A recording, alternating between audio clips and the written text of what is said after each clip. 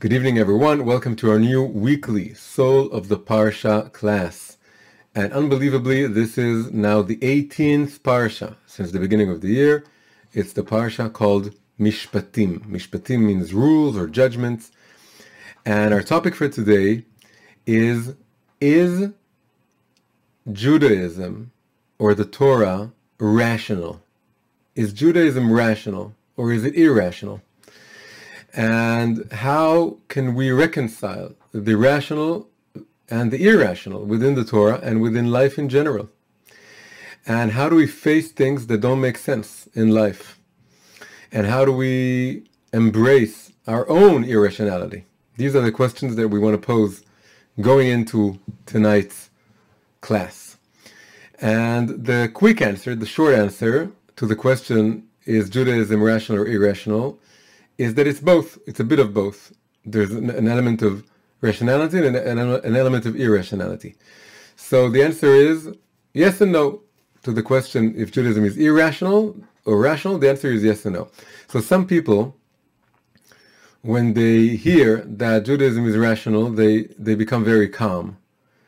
It calms them down to know that the Torah makes sense, that everything can be explained in rational terms.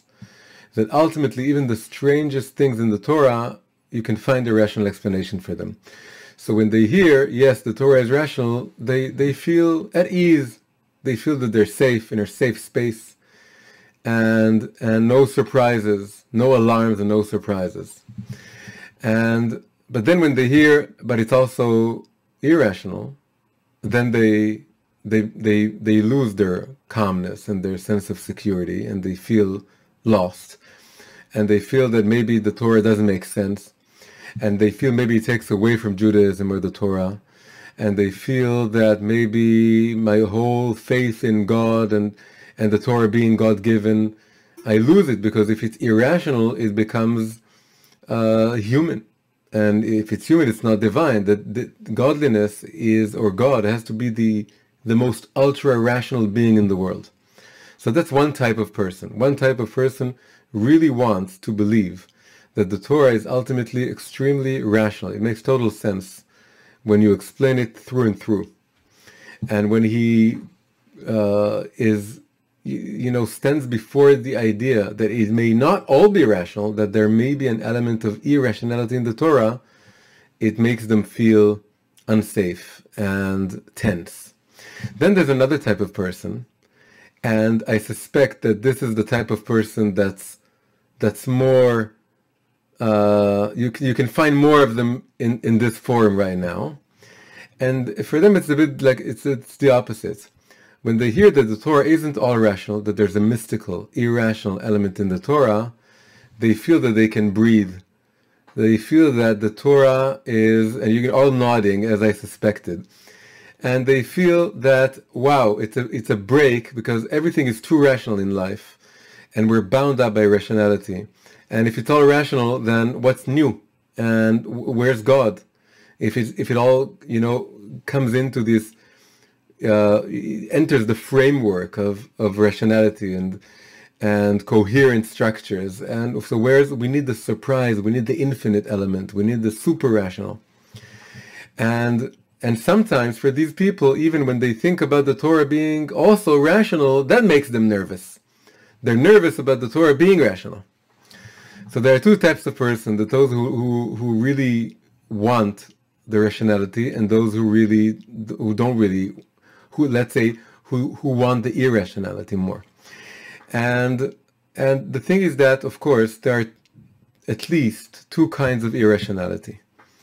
There's what we can call a pre-intellectual irrationality and a post-intellectual irrationality, or an irrationality that's higher than the intellect, and the negative one would be an irrationality that's lower than the intellect.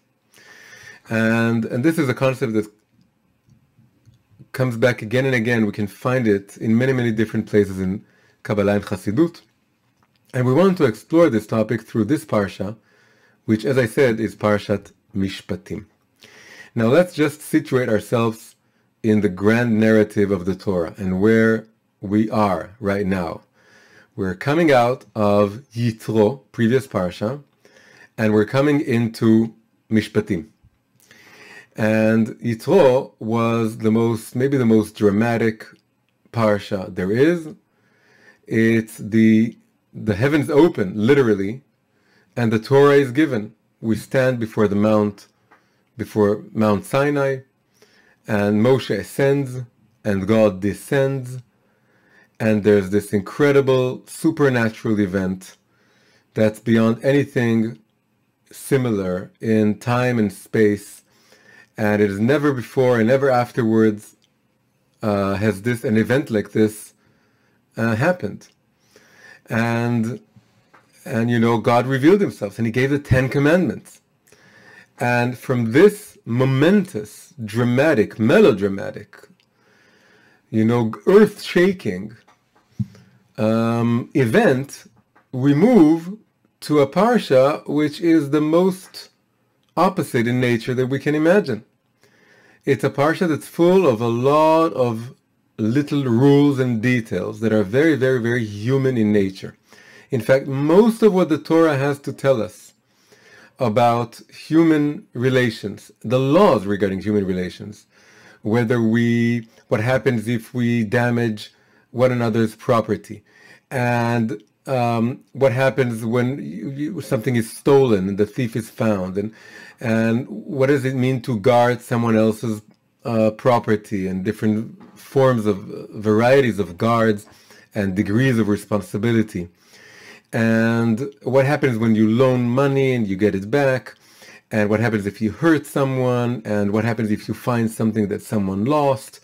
And all of this is described in this parsha alongside some other important commandments, like the prohibition to eat dairy and flesh. It's also found here. One of them, it repeats several times, but this is the first time.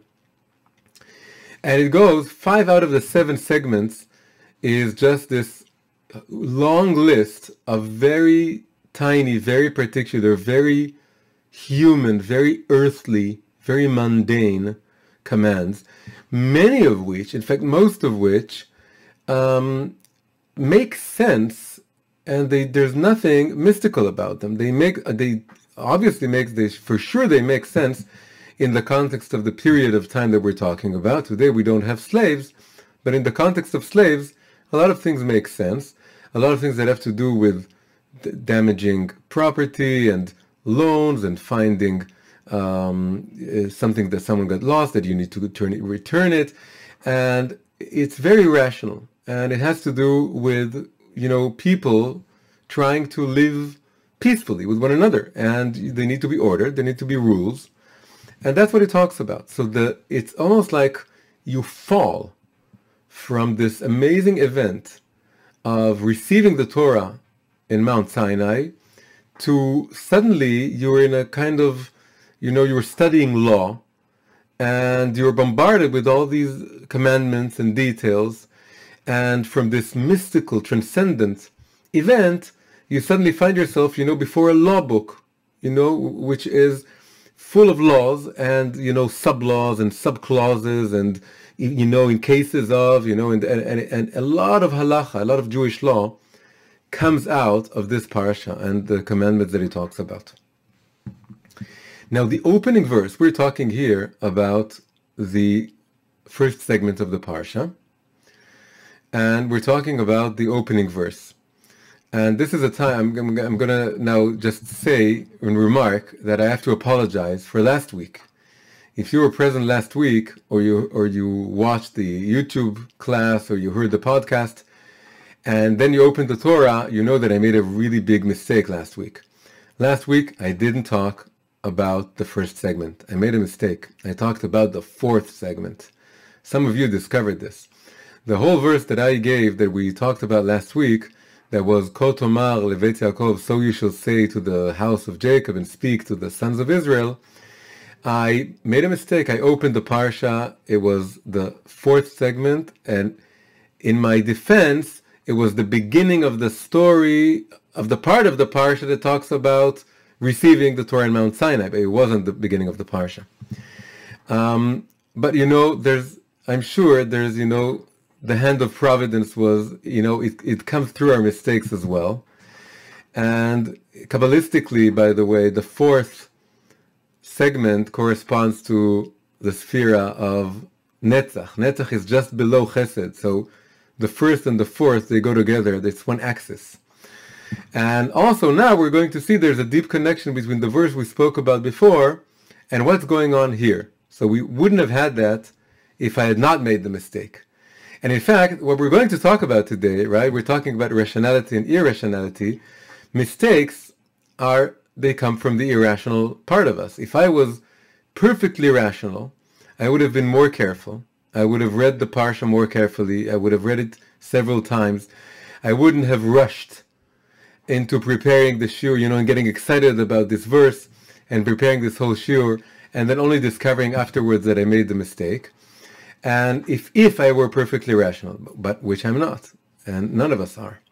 And so the fact that I was irrational turned out to be, several people told me, I wrote, I don't remember if it was the English group or the Hebrew group, but I wrote to people, I apologize, I made the mistake.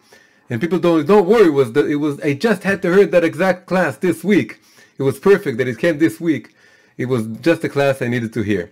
So that's how providence works, through our own mistakes and our own irrationality, or the irrational aspect of us. So now let's connect all this to what's going on in this parsha. Now, I double checked. After you do a mistake, that's another good thing about mistakes, is that at least for some time afterwards, you're extra careful not to do it again. You probably do some other mistakes that you're not ready for. But the same mistake, that for a while now, maybe for a long while, hopefully, that mistake you won't repeat. So I double checked. I'm really talking about the first verse of this parsha. And the first verse of this parsha is Ve'ele mishpatim asher tasim lifneihem, which translates, these, or rather, and these are the rules or judgments, that's a more literal translation, that you shall set before them. It starts with the Hebrew letter Vav, which means and. It's the word that connects. And these are the rules or judgments that you shall set before them. Rashi, main commentator on the Torah, says, when you have this word, and he quotes the sages, Chazal, whenever it says and these, as opposed to just these, it means that you're adding to what came before, and you're not saying its opposite. Whenever it says just these, in Hebrew, ele, it means these rather than those. Not those, but these. When it just says ele. But when it says ve'ele, it means those and these also. And they're part of the same group. So although one parsha ended, and another parsha is beginning, and a whole week passes, and although the nature of the two parshas is completely different, as I said before, that we're coming from this amazing mystical event, and we're suddenly find ourselves in this, what we could experience, we may experience, if we don't go deep enough, as a kind of boring law, class that teaches that bombards us with a lot of little rules and details. Although the atmosphere and the content is completely different, it's one thing, and it all happens through this one letter that opens this parsha, the Vav, the conjoining letter that means and. In English it's a word, in Hebrew it's just one letter, and it connects everything. So how does this connect to the mistake I made last week? Because last week we spoke about the verse, so you shall say to the house of Jacob and speak to the sons of Israel, and we said that it's the feminine and the masculine aspects of the Torah, and we said that the feminine is addressed, is soft-spoken, lashon raka, and for the man it's dvarim kashim kegidim, it's words that are as hard or harsh, and I don't think we used that expression, but the original expression is as hard as sinews. as the sinews of that connect the muscles and the bones, they're extremely tough. It's very hard to cut them. And there may be, so we would think that the toughest is the bones, but in many ways it's the sinews. The bones you can break, but the sinews, because they stretch, they're the hardest to cut or to break. The bones you can break, the flesh you can cut, but the sinews are really, in many ways, the toughest. So it says that the feminine aspect of the Torah is soft-spoken, and the masculine aspect of the Torah is as tough as sinews. So in a way, that verse, which came in the, relatively speaking, in the middle of the previous parasha, right, the fourth segment, reflects the transition from that parasha to this parasha. Because that parasha, in a way, was like the feminine aspect of the Torah. It was soft-spoken in the sense that it was very spiritual and mystical and very simple in a way. There was the mountain, there was the fog, there was the lightning, there was the divine revelation, there were just the 10 commandments. And just hearing the 10 commandments is like the headlines. We spoke about the headlines, the heads of things, just the broad, basic, spiritual, abstract ideas.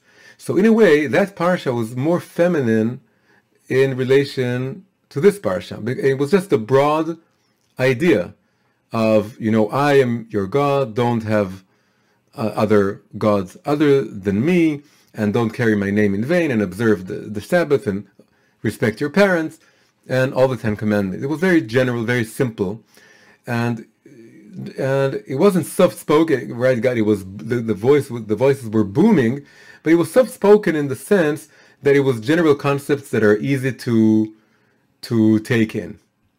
But moving to this parasha, it's moving to so you shall speak to the sons of Israel. Now it becomes tougher, harsher, much more demanding. It's a far tougher parasha to get through, to understand, and to learn all these little details, and they're far more demanding. It's not 10 commandments, it's dozens and dozens of commandments, all put together, condensed into this one small parsha. So that's just connecting this transition to last week, and to understand, to fully appreciate the dramatic transition.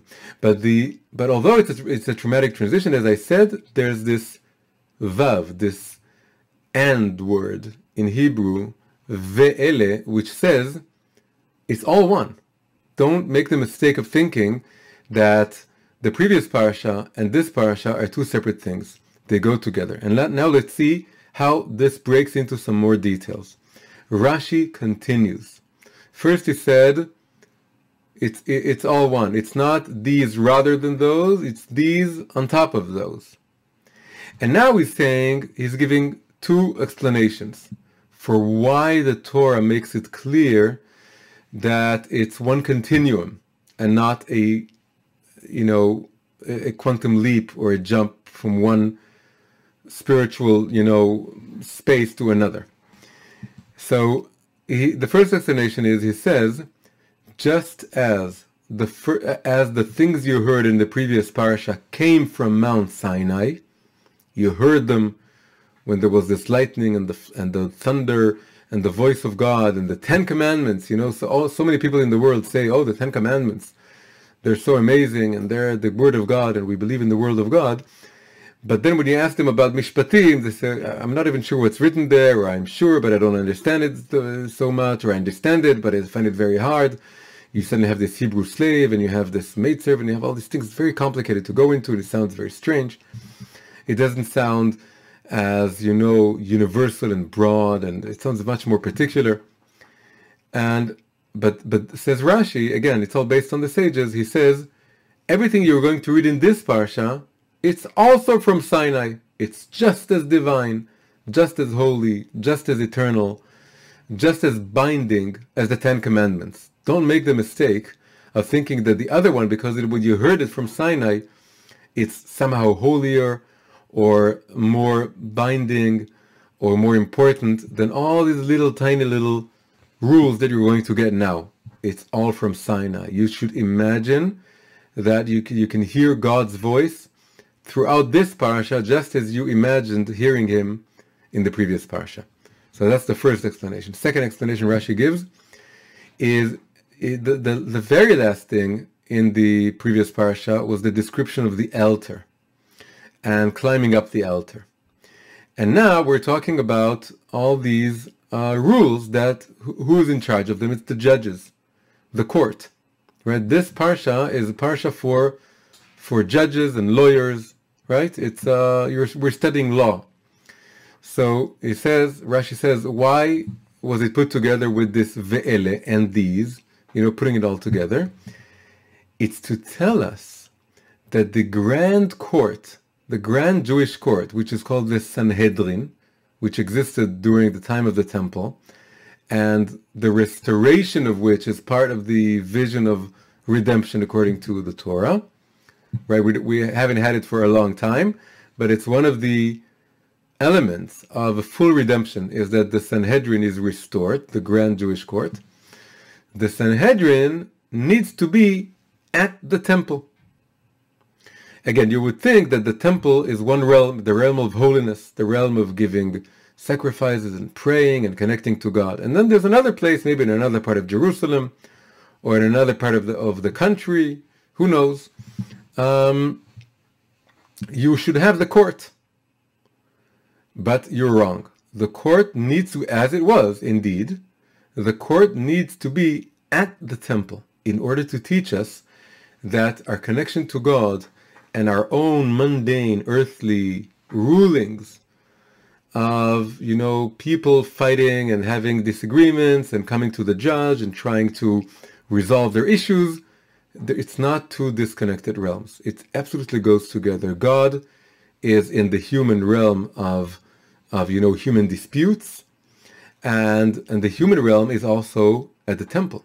It's part of Beit HaMikdash. It's part of connecting to God. It's all one. Now, in a way, all of this points at that the transition from the previous parsha to this parsha is all about transitioning from the realm of the mystical and the irrational, the connection to the transcendent God, to the realm of the irrational and the human and the things that make sense. And in fact, we can add two more things. Rashi gave us two reasons for this connection that's made between the two portions. And we can add two more things that they don't refer to the word ve'ele, to the word that connects, but they do refer to the fact that this parsha, or going into this parsha, we're talking about the boundary between the rational and the irrational. So the next thing we need to add is it says, these are the rules you shall set before them. Lifneihem. This word, before them, also has two polar opposite meanings. One meaning, which appears in the Talmud, is that lifneihem means you need to explain all the various facets of all these laws until they're fully understood. Set before them means you need to set it on the table until everything is clear, all the details. It's like setting a table. In fact, this is the source for the term Shulchan Aruch, right? The most basic book of Jewish law is the Shulchan Aruch, which means the set table, the table that's been set with all the knives and forks and plates, and everything is, and everything you're eating. It's all very clear. You can understand everything. That's the idea of the Shulchan Aruch. So it starts with the sages with explaining this word here, lifneihem, before them. Also in Hebrew, the word lifneihem refers to panim, and panim means facets. Open up, unfold all the facets, and lay it out before your students like a shulchan aruch, like a table that's completely set. It's not in the cupboard, and it's not in, stacks. It's all laid out before you, and you have to make sure your student understands everything. And this is how Torah is learned.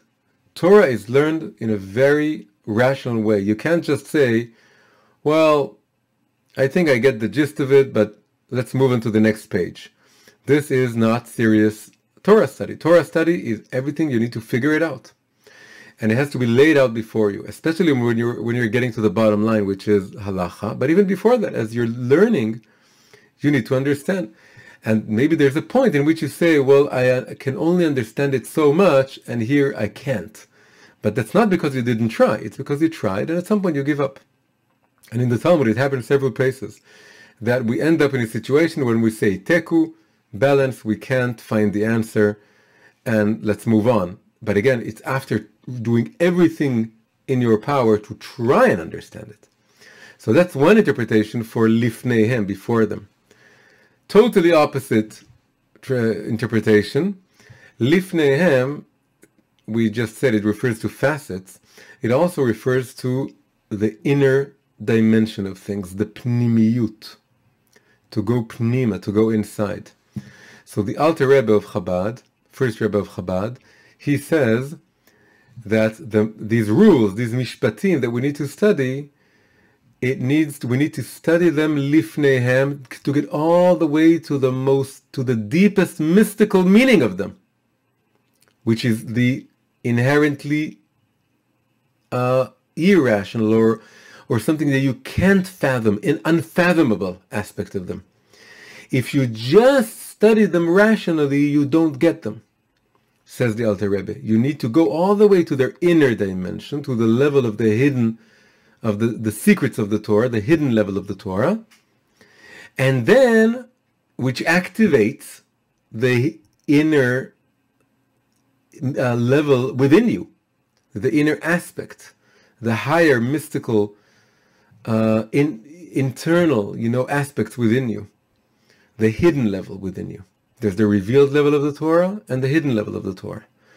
And here you have to learn these rules also on the hidden level, and that activates the hidden level within you. So one perush, one interpretation says lifneihem means you need to fully understand it. And the other says lifneihem, you have to get to the pnimiyut, to the inner dimension of things, which is inherently unfathomable. And the Yerushalmi Talmud, by the way, which tends to be a little bit more obscure, says that the word samti, how does the verse went? Tasim lifnehem, tasim, set before them, or place before them. This particular word tasim is connected to the word sima and samui, hidden.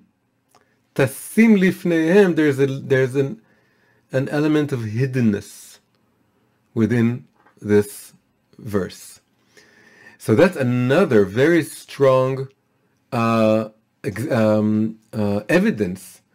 that we're talking about connecting the rational with the irrational, the revealed with the hidden. Again, on the surface, this parsha is the most rational. We're coming out of the most mystical portion, and we're going into the most rational portion. This is what happens in these two parshas. You can't find it. It can't get more, dramatic or clear-cut than these two parashas. It's the most mystical event in the history of the world. God speaking in His own voice and giving us the Ten Commandments, and moving to the most rational parsha, which is all rules that most of them need and can be understood very rationally, to the point that we can even ask, why does the Torah tell us this? But the verse itself, the way it's presented, you can read it that even these laws, you need to go into the inner level of them and get to there has to be some irrational kernel within the rational laws. Now, the final thing that brings this, this paradox to its most extreme form is, as I said, when you're reading the Talmud and Halacha, there's so much to say about this parasha, because it's all the rules and all the details, and each one of them opens up a whole topic in Jewish law. And then you open the Zohar. Now, the Zohar is always mystical. It's a mystical book. It's a book of Kabbalah. It always takes whatever is going on in the parsha and suddenly tells us that we have no idea what we're talking about. It's all souls and hallways in upper realms and Sephirot combining and angels and demons and all kinds of amazing things. But in this parsha, it goes fully all the way, and it talks about reincarnation. Reincarnation, the secret of reincarnation, is maybe the most extreme idea in Kabbalah. It's not just that there's hidden realms and hidden energies and lights and all kinds of mysterious forces at work behind nature, which is the Zohar is always about. It's saying that there are within the Kabbalah itself. This is one of the most mysterious parts of the Zohar. So the Zohar takes the most rational parsha and decides to place on that parsha the deepest, most obscure ideas in Kabbalah itself. And there's this mysterious figure called Saba the Mishpatim, the old man of the Mishpatim portion. He appears in the beginning of this parsha. There are two characters in the Zohar that on first glance appear to be simpletons, but then they turn out to be the most incredible mystics. One is the Yenuka, the child, that everyone thinks is a little child who knows nothing, is skipping school, but he turns out to be this prophetic figure. He knows everything, and he teaches all the grandmasters, he teaches them things they never heard before. And the second figure is this figure right here, Saba de Mishpatim, who's this old traveling salesman, and he appears like a simpleton. He appears to be speaking nonsense. And he tells riddles. And he asks the great sages of the Kabbalah riddles that they can't answer, and they don't answer within this parsha. And then you have many answers that have been given over the history of interpretations for this segment of the Zohar. Now, just to get a feeling for this, the Hebrew word for reincarnation is Gilgul. Gilgul is connected to the Hebrew word Gulgolet, which means skull. What's the connection between reincarnation and the skull? The idea is that the physical anatomy reflects the spiritual anatomy. And the skull is a physical manifestation or reflection of the surrounding lights, the so-called aura, or surrounding lights, that is our superconscious. Our body does not contain the superconscious, but it's because it's not physical. But it's reflected in the fact that there is something above the brain, and that is the Gulgolet. So the Gulgolet is like a metaphor or a symbol for the superconscious crown. And that's where reincarnation comes from. Reincarnation comes from the soul root, because we don't remember our past lives. And if you meet people who claim that they do know their past lives, you'd better stay away, because most of the chances are that they're either lying to you, or they're just irresponsibly using what they can see. Because today we don't have people who are responsible enough to really know this and be responsible in the way they talk about this. So you have some people who may see things, but they have no idea what they're doing. And if they don't see things, it's even worse, of course. So anyway, the point is that the reincarnation comes from something that's above our intellect. And it's also above our intellect to understand what it means. And we're going to tell a reincarnation story at the end of this class, just to demonstrate this. Now we want to get to the point. So we have all these ideas that show us that we're moving from the mystical or the irrational to the rational. Now comes the Lubavitcher Rebbe, the last Rebbe. We spoke about the first Rebbe of Chabad. Now we're going to the seventh and last Rebbe of Chabad, the famous Lubavitcher Rebbe. And he says, really, a very, very fundamental tenet of Judaism. He learns it from this parasha and from the opening of this parasha, and this connection that's made in the opening verse that moves us from the previous parasha to this parasha. He says, the reason that this connection is made, that it says ve'ele, and these, in order to put them all together and bind the irrational with the rational, the mystical with the mundane,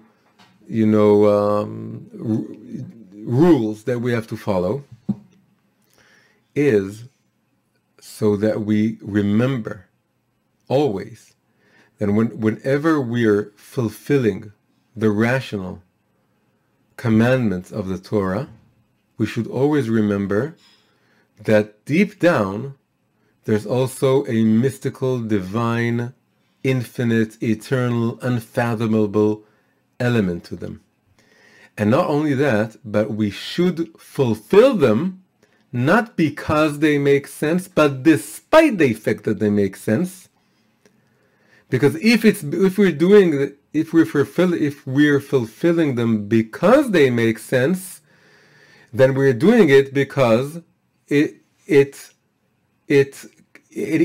has to do, it's all about us, about our own understanding. And we're just serving God because it makes sense to us, because we see that it makes the world a better place, and that's it. But says that then you're not connecting to God. Then the Torah becomes something that has nothing to do with God. It's just a clever book. But the whole idea is that the Torah is the embodiment of God itself, or a connection to God itself, Himself. So you need to observe those commandments as if they make absolutely no sense. You're doing it lemala mitam v'dat, above reason. You're just accepting the yoke of commandments of God, and you say, I'm going with you, and just as whatever you tell me to do, I'm doing. And also, they make sense. And as we said before, you need to learn them. You need to learn them well, and you need to learn them with your intellect. But when you get to the moment of fulfilling them, even if it's the things that make absolute sense, you need to do it as if it doesn't make sense, as if you're just jumping into the unknown. And you're doing something that you have no idea what it means. But God told you. Again, despite the fact that it makes absolute sense. This is a very, very powerful statement. He points, by the way, to the fact that one of the reasons we know this is that the two portions are really inter-included. A term we use many times to talk when you take two things and you combine them, you find in the end that there's a tiny element of the first in the second and a tiny element of the second in the first. So he says, how do we see it here? In the 10 commandments, some of the commandments are absolutely mystical and irrational. Faith in God and not speaking His name in vain and observing the Sabbath. These aren't rational, pragmatic laws. But then you have do not kill, do not steal, do not commit adultery, and every society has those rules. So that was a kind of hint that you need to take the mystical energy and light that you have in the mystical commandments and infuse the rational commandments with that kind of energy and light and faith. That's why they're both included in the 10 commandments. And same goes here. Most of the commandments in this parasha make sense. But then you have some that don't, like eating the prohibition to eat dairy products with flesh products, with meat. You can't eat meat with dairy products together. It doesn't make sense. It's not rational. But that it just shows you that the Torah is on purpose. It mixes them. It had one mystical portion, but it had some rational things in it. And it has a very rational portion, and it puts in some cryptic mystical commandments in it. Throws it in there to show us that we can tell the difference. This whole class is about telling the difference. But we should see it as though it's all mystical. It's all God revealing Himself and saying, this is what I want. We can think about, let's say, do not kill, right? Lo tirtzach, do not kill. Very simple commandment. No society in the world can exist without having such a rule. But the idea is that if you fulfill it because it makes sense, because you say, well, I want to be alive, so I want other people not to kill me, so I'm going in turn not kill people, even if I really want to. And that could happen. But I'm not going to kill them, because then by observing that law, it would be observed in all directions. And then I would also be safe, and we would all be safe. And so I don't get to kill my enemies, but I get to be alive. and now it makes sense. But this is just one now God has nothing to do with it. So that's one level of that's a law that you can have in societies that their lawmakers have nothing to do with God, in which their courtroom is not within the temple. It's in a different place. But in the Torah context, and by the way, this is the pshat of lifneihem, before them, is the pshat of the first verse is that it's obligatory to go only to a Jewish courtroom, a Torah courtroom. That you can't go to a courtroom that doesn't follow the Torah's rules. Lifneihem, before them, and not before others, not before courtrooms that don't follow the Torah. So the idea is that here in this context, in this parasha, when we're talking about observing the rational laws, we're talking about understanding them in some deeper way.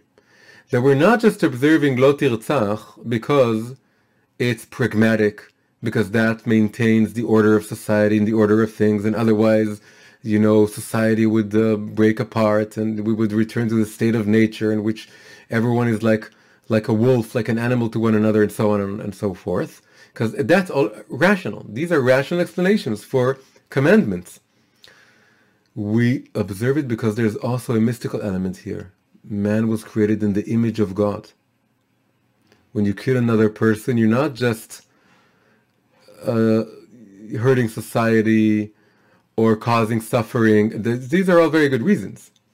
But you're also, in some mystical way, hurting or damaging or diminishing the divine image in the world. This is another level.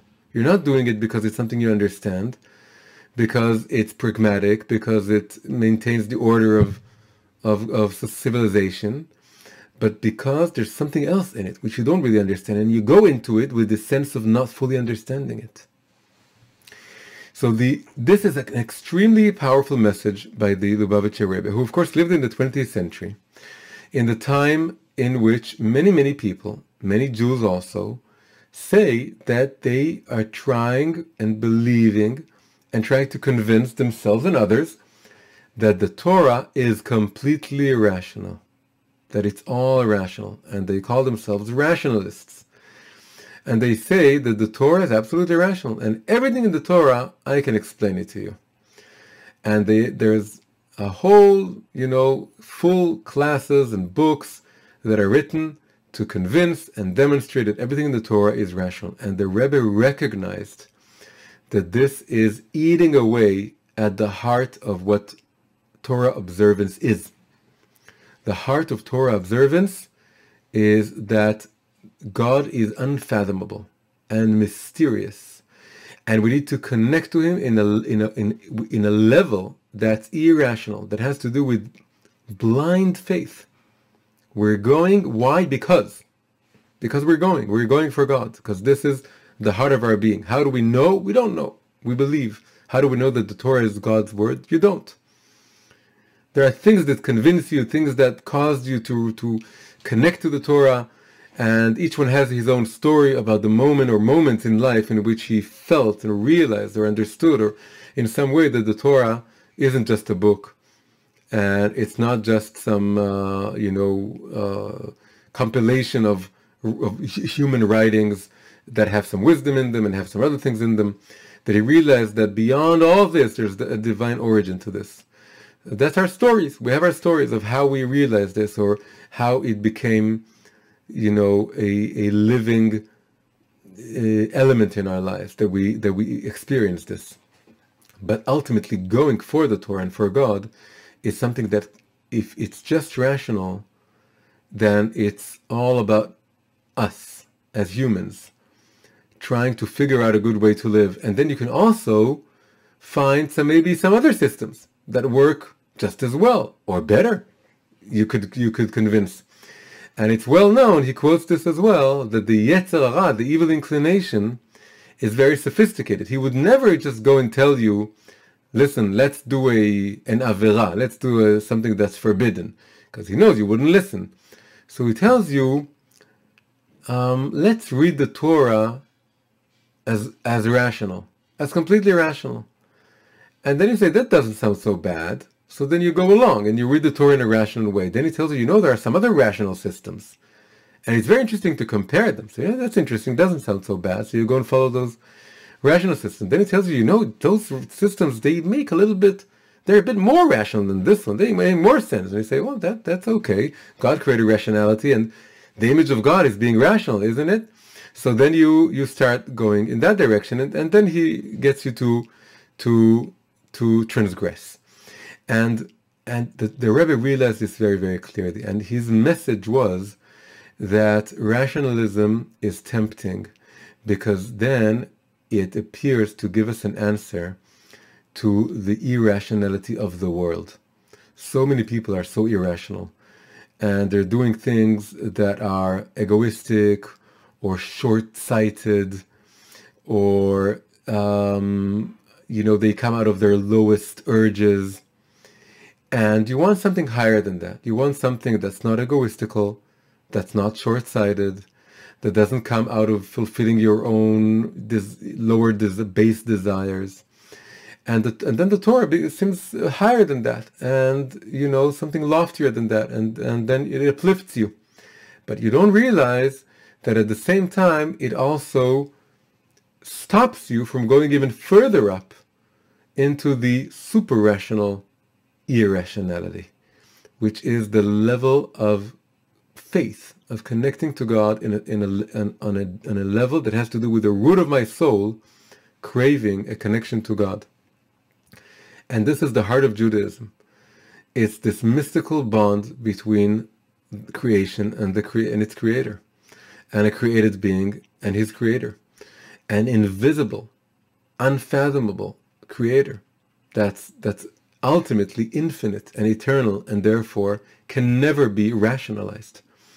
And if you lose sight of that, then you may feel that you're holding on to something that's very, again, makes sense, and civilizations can be built with it, and it built Western civilization, because Christianity took some elements from Judaism, from the Torah, and it brought them to the West, and look what a wonderful civilization it created.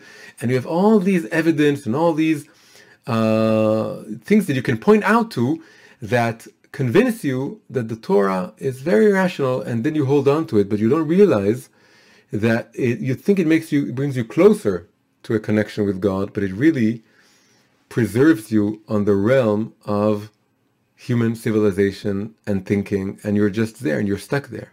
And God is just as hidden as before, but in a different way.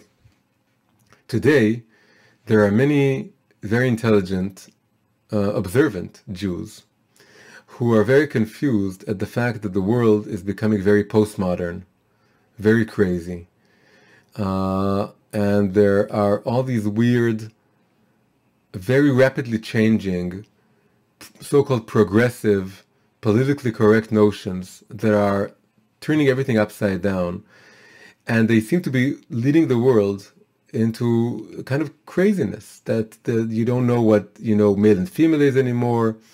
And there's this absolute disrespect for everything that, isn't completely updated to the latest definition of what politically correct is, from the past 2 years.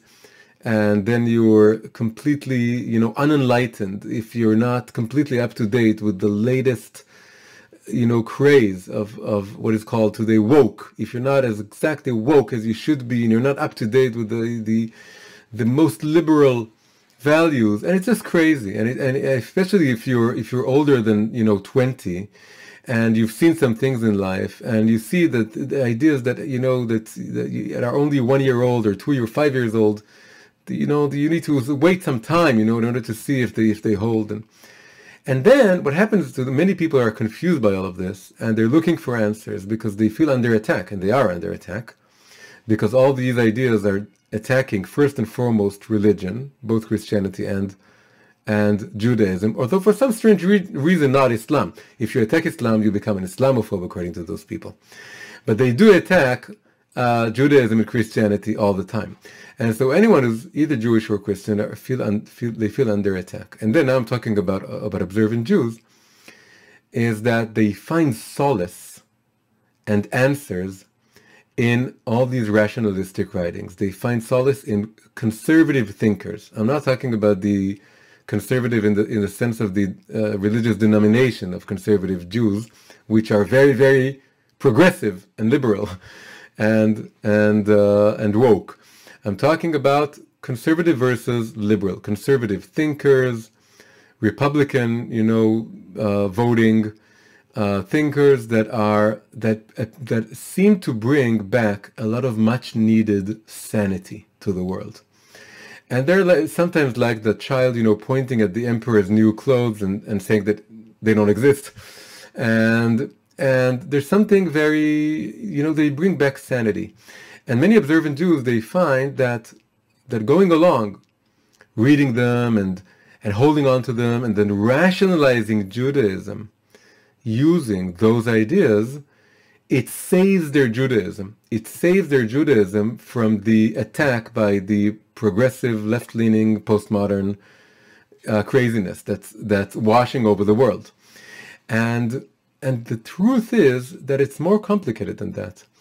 That there is a rational element in the Torah, and there is the level that Mishpatim, I didn't say this before, this is very basic, but the commandments are divided into three types.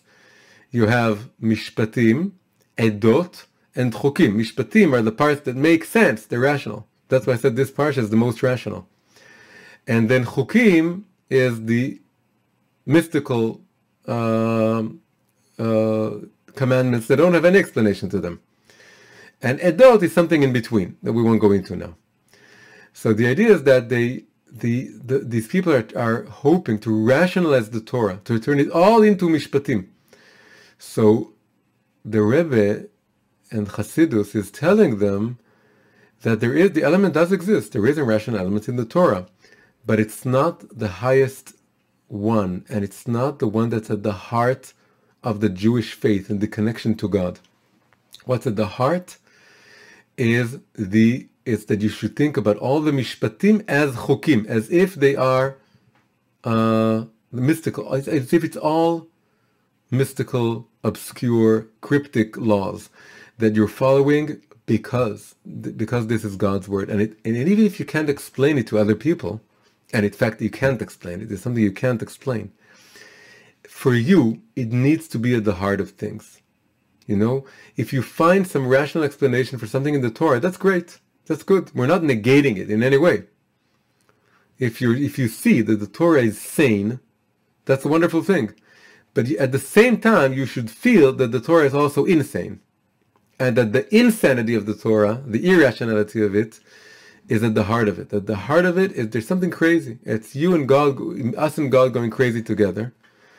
And why? Because we're bridging creation and the Creator. It's something crazy. It's something that breaks all the different boundaries and concepts and, boxes. It's the most out-of-the-box thing you can imagine, is accepting the Torah as God's word. It's crazy. And you need to be aware of this craziness. And if you're aware of it, then the inner level, the inner mysteries of the Torah begin to shine. And you can see God's face, so to speak, looking at you through the Torah. And if you go in the opposite direction, if you rationalize the Torah, then God fades away more and more. It becomes this practical tool for creating a good and just civilization, which is a great thing, but God isn't there. It just becomes this great, toolbox for creating a good society, and you can prove it in many, many ways, and show people that the Torah and the Bible, it's all the most rational thing in the world. But then you don't need God. It's just you and the book. It's us and the book. That's it. And it cools you down. And before you'll know it, you'll be comparing Judaism to Christianity and saying it's all the same thing. And then you would say all religions are the same thing. And then you would say, well, because really all I need is a good, law-abiding civilization. I don't even need the Torah and religion at all. I just need to have some good rational laws to keep us safe. It cools you down until you lose everything. So you need to reverse the flow, the tide. And reversing it means that you can see all the good and rational things in the Torah that make sense. It's great, and it strengthens you, and it shows you that the Torah is really creating a good and just and kind world, and it is.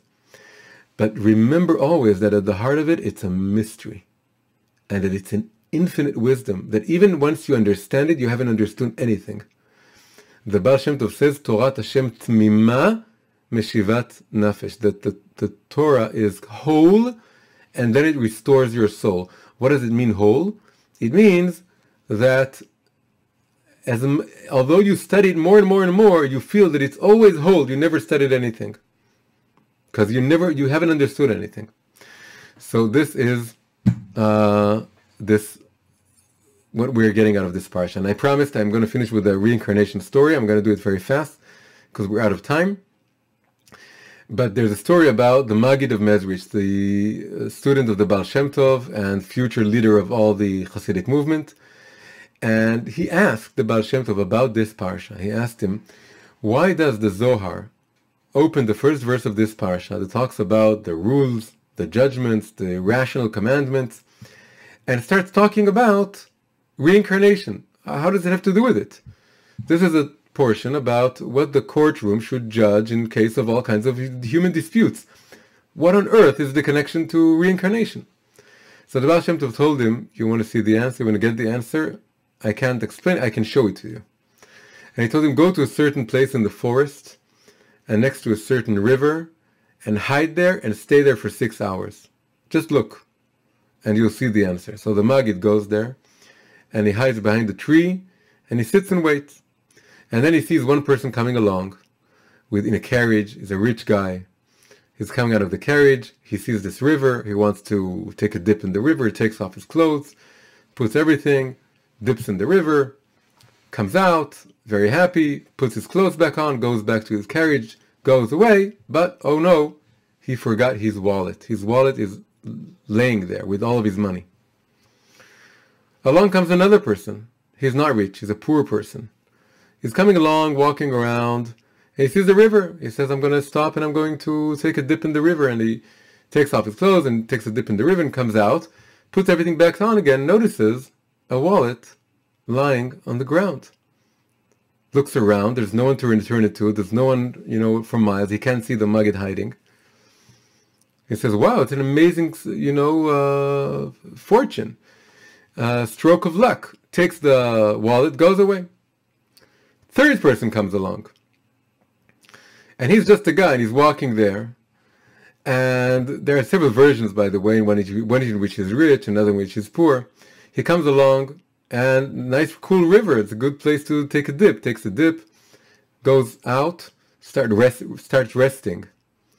What happens now? The first guy comes back. He realized he lost his wallet. He comes back, and he finds this guy sort of lying there. And he says, you stole my wallet. He says, no, I didn't. I have no idea where your wallet is. And he's not lying. He has no idea where his wallet is. He says, no, you stole it. You were the only person here. I left the wallet here, and it's you. Starts beating him and beating him. But eventually he can't find it, and he goes. End of scene. And the third guy, who's completely innocent, goes away beaten. Aching. So you have one guy who lost his wallet, you have another guy who found a wallet for no reason, and you have a third guy who has nothing to do with the first two people, but he got hit. He got beaten. So the Maggid goes back to the Baal Shem Tov and says, what was this all about? So he tells him, I'm going to tell you. All these three people, they knew each other in their previous life. The first two people were business associates, but the first one, who was now rich, he cheated the other one out of a considerable sum of money. And then they had a big fight about it. And the other person was saying, it belongs to me. But the first one, the cheat, he said, no, it belongs to me. So they went to a judge. And the judge wasn't a good judge. He didn't listen enough. He didn't check enough. He made a wrong ruling. Right? This whole portion is about judgments and rulings and judges and courts. But sometimes courts make mistakes. The world isn't rational. It should be. We hope that we pray that it would be rational, but it isn't.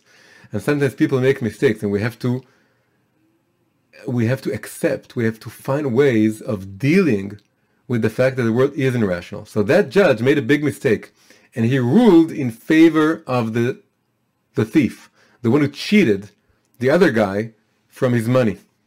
So the criminal got away with the money, and the victim remained poor. So now they had to come back for a new reincarnation, and the one who cheated had to lose his money, and the one who was cheated, he got his money back. And who was the third guy who got beaten? That was the judge. That was the judge from that made the wrong ruling. He needed to pay a price as well. So the idea is this. The idea is that we should absolutely strive to maintain a just and rational society. We do need, that's what this whole parsha is about. That's the simple level. It's called Mishpatim, which means the rational commandments. And we need to follow them, and we need to understand them, and then follow them. And all judges should do as much as they can and work very hard to be very honest and very precise in the rulings, so that, God forbid, no mistake comes out of their, under their hands. And then, God forbid, the innocent is blamed, and the guilty is pardoned. And so that's what we should strive for. However, it also happens in the world, as we all know, that it doesn't work that way. And sometimes injustice is carried out. And how do we deal with that? And the answer is, and this is the connection between reincarnation and the Torah portion that deals with rulings and courts, is that there is a higher judge who's also in charge of our mistakes and our failings and our disasters and our misfortunes. And if we get beaten up for no apparent reason, there is some reason. We don't understand it. We don't need to, start digging into past lives that we can't see. But we do need to have the simple faith that this happened for a reason. And I don't understand it. It's irrational. It's mystical. But I accept it with love. And it's not that I forgive them. Whoever, the two elements, they exist at once. Meaning that the person who did the bad thing needs to be punished. But I also need to understand that he was just a messenger, just an emissary. He was just doing what God told him to do. Why? I don't know. I needed some more humility. And if I lose my money now, I'm going to get it in some other time. Today, one of the most important things that the Baal Shem Tov taught us is that what in previous generations took several reincarnations to get through, today we can go through the entire thing in one life. We're reincarnated in one life. So if you lose your money now, God willing, in this life, not in the next one, you can get it back. And if you get beaten up, you'll find the reason in this life. And maybe we should all find a good way of balancing the rational and the irrational, the things we can understand about the Torah and the things that are mystical and we can understand them. And then we walk both with God and with the Torah, and we create a world that's both sane, but at the same time, we're embracing the irrational, insane element of it, and then we can, dance our way through life happily and in a good and balanced way. So this is our class for Mishpatim for this week. Hi, if you enjoyed this video, please press like and subscribe to the channel. Don't forget to hit the bell icon. Also, you're very much welcome to join our free weekly Zoom class once every Sunday. You can find the link in the description below. And until then, you can enjoy some more videos right now. Thank you.